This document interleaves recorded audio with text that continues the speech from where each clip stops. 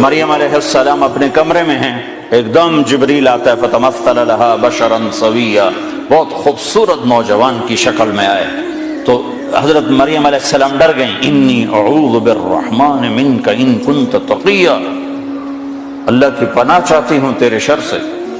تو فرمانے لگے ڈرو نہیں، تو کہا تو کون ہے؟ فانما انا رسول ربک، میں مرد نہیں ہوں، مجھے عورت میں کوئی دلچسپی نہیں، میں تو فرشتہ ہوں، تو میرے پاس کیا لینے آئے ہو؟ اہب لک غلاما زکیا، اللہ تجھے بیٹا دینے لگا ہے۔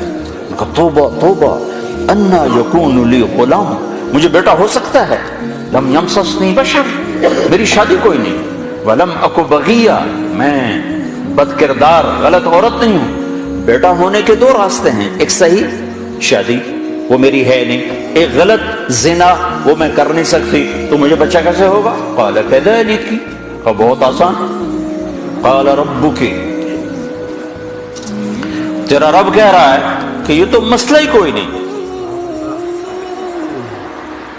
قال کذلک قال ربک وهو علی ہین، یہ تو میرے لیے مسئلہ ہی کوئی نہیں۔ تو جبریل آگے بڑھے تو وہ گھبرا کے پیچھے ہٹے، اب پیچھے دیوار آ گئی، اب آگے کہاں جائیں تو ایسے لگ کے کھڑی ہو گئی۔ جبریل تسلی دے رہے ہیں، ڈرو نہیں مریم، ڈرو نہیں ڈرو نہیں ڈرو نہیں۔ ان کے قریب آئے اور یہاں سے پکڑا، یہاں سے کرتے کا آستین پکڑا، جسم کو ہاتھ نہیں لگا، یہاں سے پکڑا اور دور کھڑے ہو کر پھونک ماری۔ اس پھونک کا بچے کے پیدا ہونے سے کیا تعلق؟ زولوجی کا علم کیا کہتا ہے کہ اس پھونک کا یہاں کیا تعلق ہے؟ لیکن ادھر کا ادھر پھونک ماری اور ادھر 9 مہینے کا بچہ پیٹ میں تیار ہو گیا۔ حمل نہیں ٹھہرا کہ حمل ٹھہرا، کس کس کو جواب دیتی، کیا کیا بہانے تراشے جاتے، ایک دم حمل ہوا، فحملته فانتبذت به مکانا قصیا، ایک دور جگہ پر گئی، فاجاءها المخاض اذا جذع النخلہ، درد شروع ہوا بچہ پیدا ہونے کا، ٹیک لگائی کھجور کے تنے سے، ساتھ ہی بچہ پیدا ہو گیا۔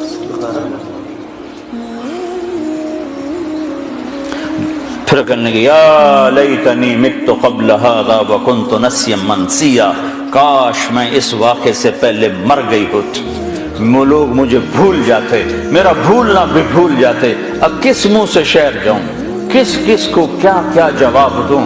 تو جبریل دوبارہ آ گئے، فناداہا من تحتہا، اب سامنے نہیں آئے کہ بے پردگی نہ ہو، پیچھے سے آئے، کہ لا تحزنی، ڈر نہیں، قد جعل ربک تحتک سریا، پر مارا تو وہاں سے پانی کا چشمہ نکل آیا، کہ چل خود بھی پاک ہو، بچے کو بھی نہلا دھلا۔ وَهُزِّ إِلَيْكَ بِجِذْعِ النَّخْلَةِ، وہ جس کے ساتھ ٹیک لگائی تھی نا کھجور، تو وہ اوپر سے کٹی ہوئی تھی، اوپر سے کٹی ہوئی تھی، تو جو کھجور اوپر سے کٹ جائے تو وہ کیا دے گی؟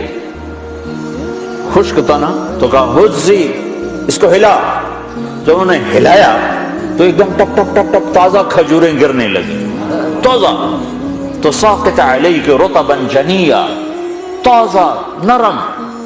تو کہا مریم تو نے دیکھا جس رب نے بغیر شاخوں کے خشک تنے سے پھل کو نکال دیا، اس نے تمہیں بغیر مرد کے بیٹا دے دیا۔ کلی واشربی وقرری عینا، چل کھا کھجوریں اور پی پانی اور موج کر، اور چل شہر کو واپس جا۔ فإما ترين من البشر أحدا فقولي إني نذرت للرحمن صوما فلن أكلم اليوم إنسيا، لوگ آئیں گے پوچھنے کہ یہ کیا ہے تو تم نے کہنا میرا روزہ ہے، میں بات نہیں کر سکتا۔ فأتت به قومها تحمله، اب بچہ گود میں اور آئیں شہر میں، شور مچ گیا، یا مریم لقد جیت شیئا فریا، ارے مریم منہ کالا کر کے آ گئی، یا اخت ہارون، یہ تانا دیا، یا اے ہارون کی بہن، یا مریم کیوں نہیں کہا، یا اخت ہارون کیوں کہا؟ ہارون ان کے بھائی بڑے نیک پاک، تو تانا دے رہے ہیں بھائی تیرا ایسا اور تو یہ کر کے آ گئی۔ ماں کان ابوک امرأ سوء، ماں کو بھی لے لیا، باپ کو بھی لے لیا، بھائی کو بھی لے لیا، تینوں کو لے لیا۔ تو ماں کان ابوک امرأ سوء، تیرا باپ تو ایسا نہیں تھا، تو ماں کانت امک بغیہ، تیری ماں تو ایسے نہیں تھی، تو نے کیا کیا؟ تو نے ایسے کیا، ہونٹوں پہ انگلی رکھی، اور پھر یوں کیا تو سارے غصے میں آ گئے، کہنے لگے کیف نکلم من کان فی المہد صبیا، اس بچے سے کیسے بات کریں؟ بات یعنی لفظ تو یہ ہیں قرآن کے کہ اس بچے سے کیسے بات کریں، لیکن مفہوم یہ ہے کہ مریم تجھے اپنے گناہ کو چھپانے کا کوئی صحیح بہانہ بھی نہ ملا۔ اصل مقصد یہ ہے کہ تمہیں گناہ کو چھپانے کا بہانہ بھی نہ ملا، تو کہتی میرا نکاح ہے، چپکے سے حضرت زکریا نے کر دیا، کہہ رہی بچے سے بات کرو۔ گناہ چھپانے کا بھی تو طریقہ سیکھ سی۔ تو ابھی یہ شور مچا ہوا تھا کہ ایک دم عیسیٰ علیہ السلام کی آواز ایسے گونجی جیسے میں سپیکر میں گونج رہا ہوں، چھو گئی سارے شہر میں۔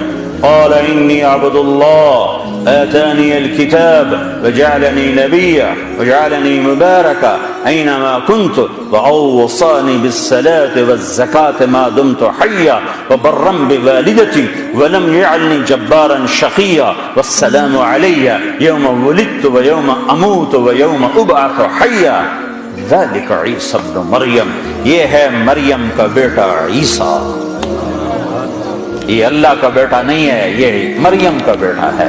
اور اتنی لمبی تقریر جو میں نے آپ کو سنائی قرآن میں، عیسیٰ علیہ السلام نے اتنی لمبی تقریر کی۔